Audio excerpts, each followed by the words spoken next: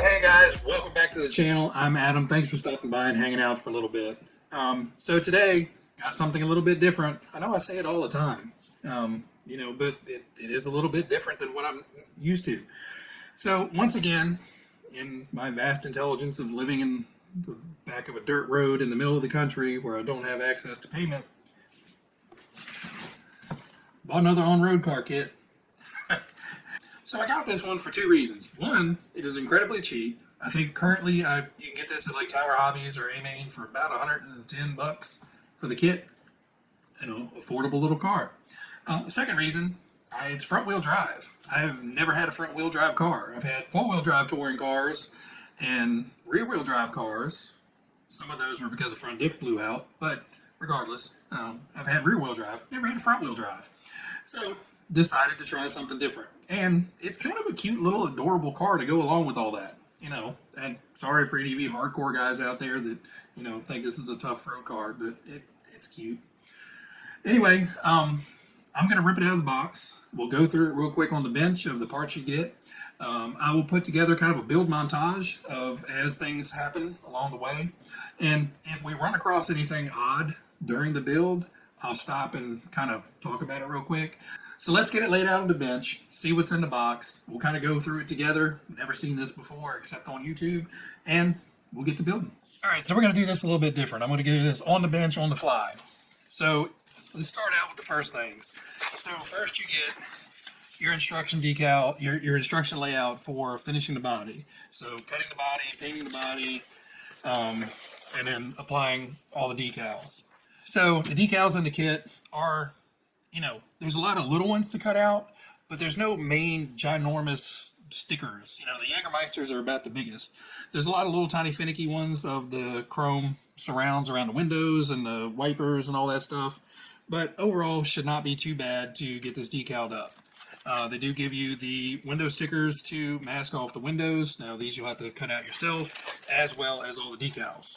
Then you have the instruction manual, which will go through building the entire chassis, as well as once you get into the book, you'll realize, I think it's step 15. Yeah. So in step 15, we get here and you build either the short or the medium.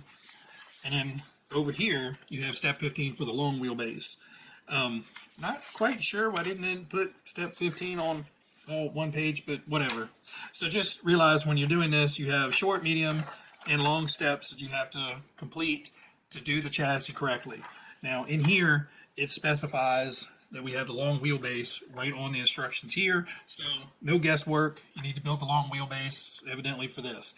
Now, if this is a long wheelbase chassis, I can't imagine what the short wheelbase chassis must be. The tires must be about that far apart. But regardless, so instructions, typical Tamiya. Some of them have a lot of stuff going on in them, but they're easy to understand.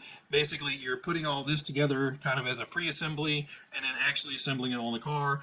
Everything is very self-explanatory and everything is to scale, so you can build your little rod ends to the exact specifications and just match them up to the pictures or use a set of digital calipers or something.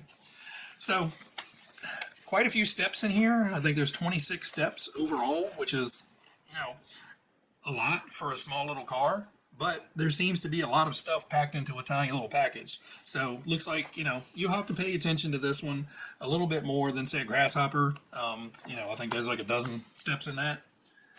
Now, pulling out the parts tree for the chassis parts, there is a correction in here. Basically, they're saying in the old A3 part versus the new A3 part, you have to, in the new A3 part, there's this little A7 bit that goes on underneath the servo. So evidently they've remanufactured this to address some issues. I don't know what those issues are. I'm not a big on-road guy, so I'm not sure. But make sure you pay attention to this.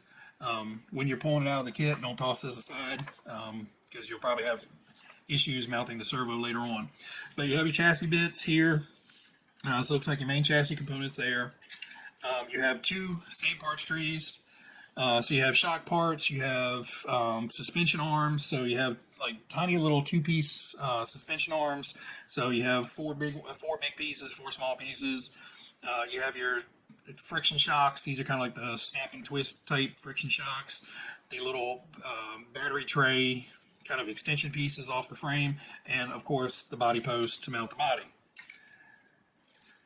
Then on this one, you have some of your side braces here, some other chassis bits, and it looks like potentially some of the shock towers or something to do with the suspension. Yeah, definitely shock towers there.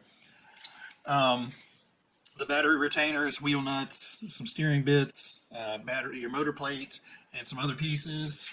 Biggest, largest parts tree I've ever seen. I'm not sure why it's got so much space in here. Tamiya knows, I don't, but front rear hubs, your front C hubs here, and looks like some plastic bearings or something there. From there, we have this tiny little parts tree. Looks like mirrors and potentially some other bodywork stuff on this little guy. Your typical Tamiya servo saver, the gray plastic one. You've got your gear set, differential, and gear set, and I'm assuming some sort of pinion spacer. You have a nice set of gray, silver racing wheels, so very classic looking there. You have some teeny tiny little slicks. They actually do have tire writing on the outside. I am not painting in the tire lettering on this one. And tiny little tires. Tiny little tire smell. Not very pungent tires. But you also have the foams to put inside the tires. Not really sure if it needs it, but we'll put them in. They're very soft foam, so probably won't offer terrible amount of support, but will offer some additional support. And then finally, we have the NSU body. I love that the little trunk deck is popped up. I'm sure there's a reason for that I don't understand and don't know. But nice little body, very detailed. It's got nice little body lines in it. It does have some, multi-piece mold seams in it, but not terribly bad. So, once it's painted, you probably won't even notice them. But, it has the little raised light areas on the back that you'll decal over and everything. So paint job should be quick and easy. Mask off the windows. They tell you to paint this front side PS5 black. So we'll mask that off, and then we'll spray the body orange. I'll probably back it in either a white or a silver, and then I'll just pull that masking off and then spray that black. So body should be pretty quick and easy. The holes in this are not pre-drilled, so you do have to mark out your holes. So make sure that you're putting the holes in that you want. There's options for antenna holes. I won't be putting antenna holes in here, so I will just be making the mounts for the body posts and the holes for the mirrors.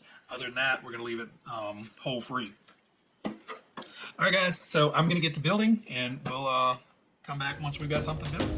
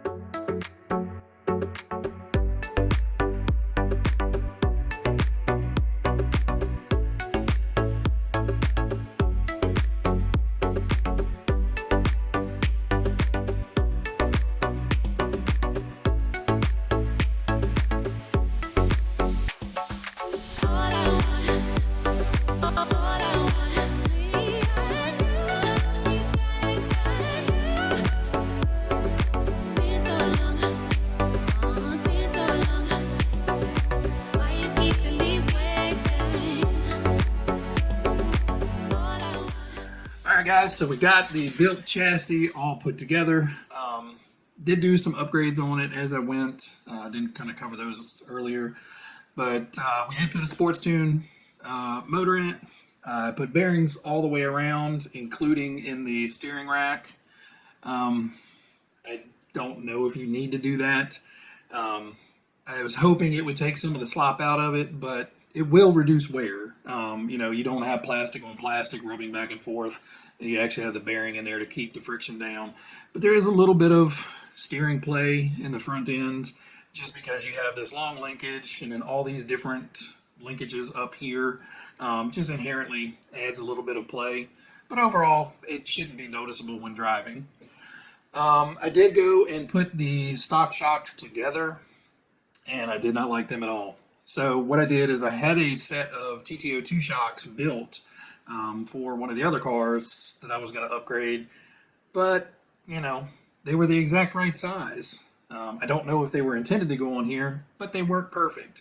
Now the TTO2 springs were a little bit too stiff. I didn't care. I thought, this is a little bit smaller, possibly a little bit lighter car, but it just felt a little too stiff. So I took the stock springs, put them on here, and it's still pretty stiff, but if these are a little too soft, then obviously I can put the TTO2 springs back on. The only thing that's confusing about those is the springs they give you with the kit are like a 1/4 inch short of the actual shock. So you have to put in at least one or two of the spacers to get, full ride height out of it. So these without shims give you, the spring is almost touching the shock body. So, I thought this was a better way of going about it. You'll see the little antenna tube back here. That's kind of intentional. I didn't want it poking up out of the body, and I didn't want it in view, so I just kind of ran it up and ran the antenna tube over, so it will be kind of hidden from sight.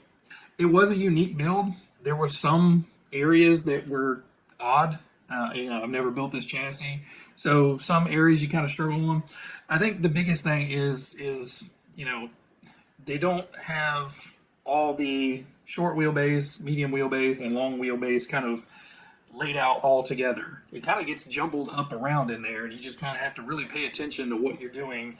And I'm sure with 3 different options, it's really hard to, get 3 different layouts unless you were to repeat all the steps over again, which would probably be best. Step 15S, 16S, 17S, and then 15M, blah, blah, blah, blah, blah. But yeah, I'm not a Tamiya designer, so, what the hell I know. So one thing I didn't mind about this kit, a lot of the Tamiya kits, when they come with the Hobby Wing 1080 speed control, you struggle to mount this switch somewhere. A lot of the kits, the speed control is mounted up here and the switch is way back here, but the wire on this switch is like this long. So sometimes you struggle. This time, the ESC was supposed to mount on this plate, and then the switch plate is like right here. To mount the switch, and you could grab it underneath the car. You clip the switch into the ESC, mount the ESC as furthest inboard as you can, and you'll be able to reach up in there and, without taking the body off and turn it on and off. So overall, steering works lock to lock really well. And, other than kind of everything being mentally reversed, the rolly tires are in the back, not the front. It was a pretty fun build. They pack a lot of stuff into a little package here. So kind of impressive as far as the engineering and ingenuity of making 3 different wheelbases out of kind of all the same parts. There are some parts you don't use depending on the wheelbases, but most of it is flipping the arms around and the way you mount the bottom bulkhead, I guess, where the steering arms mount, and just the mounting positions of how everything goes, basically back here is how you're adjusting the wheelbase and everything. So a really neat, interesting build overall. I enjoyed it. It's nice kind of building something different on a different chassis that you haven't done before. Body, I do have, the body looks excellent. The only problem I have with the body is it gets really thin down these bottom edges, and the front is really thin. And this has no foam bumper like the TT02s and stuff. So I did mount it one clip higher than it kind of shows in the instructions. Come on. And, you know, I'll have to wait until it's painted and see what it looks like. But it pretty much has equal wheel gap there, front and rear. So I'm hoping I can leave it there, because with the front suspension fully compressed, this doesn't hit the ground. If you drop it down the one clip lower to where there's 4 open holes in the bottom, and you compress suspension all the way, you know, that is going to start grinding on the pavement. So I know, you know, normally you're not going to be doing jumps on it and compressing both sides of the suspension, but I'm sure in a very hard corner with most of the weight up here, you know, it is a good chance you're going to smash that front wheel in and start grinding away at your body up there. Again, didn't put any antenna tube hole, put in the holes for the mirrors and the body holes, and that's it. Now, normally I would cut these out with an X-Acto knife and just do the score and snap method. This one made me a little uncomfortable. Like I said, it's very, very thin down here, and you know, one misstep with the X-Acto knife, it was going to cause a fracture. And if you notice the little blue tape here, when you're following this fender down and then it starts coming around, there's still the mold line, or the body line of the fender versus this front balance. And when I was cutting out this side, I was not paying attention, and I came around, and instead of coming down to hit that balance, I came across, you know, like a 1/4 inch, and then I was like, ah, crap. So I just put the blue tape there for right now, just to hold it together so it doesn't rip or tear, and I can get everything painted. And then once everything is painted, I will come back in with a scrap piece of Lexan and some shoe goo and brace that together, because, you know, this does start grabbing the ground. It may cause that to continue to tear. So, accident made. Hopefully no big deal. It's a cute little guy. I kind of like the little body style of it. You know, it's got that Mini-esque look. I'm not familiar with the car, but it is a pretty cool little car. I love the little popped up rear deck. So I do have to, you know, start working on prepping the body, getting the window masks on, getting the paint done, and then, you know, cutting the decals out. So that will be up next. And so I'm going to leave it off here, guys. This was a fun little chassis build. Again, I've never done it. The body, I wish it was thicker on this bottom edge. One of the problems I'm having is, you know, any little bit of push on this bottom edge from the wiring makes this body want to bulge out because it's so thin. So I got to try to figure out a way to, you know, make sure that that wiring stays really tight and close to the body and doesn't, you know, hang dangle out like that. But I will come back with another video with the body painted and get it all finished up, and then we'll actually take it out and take it for a drive. So guys, I hope you like this quick little installment of the NSU, the chassis build, and I hope you guys like the little montage of kind of the building in chunks. But overall, no big issues with the build, and like I said, it was a fun little project to get into. Anyway guys, everybody out there, you guys be happy, be healthy, be safe, and I will catch you guys on the next episode. See ya.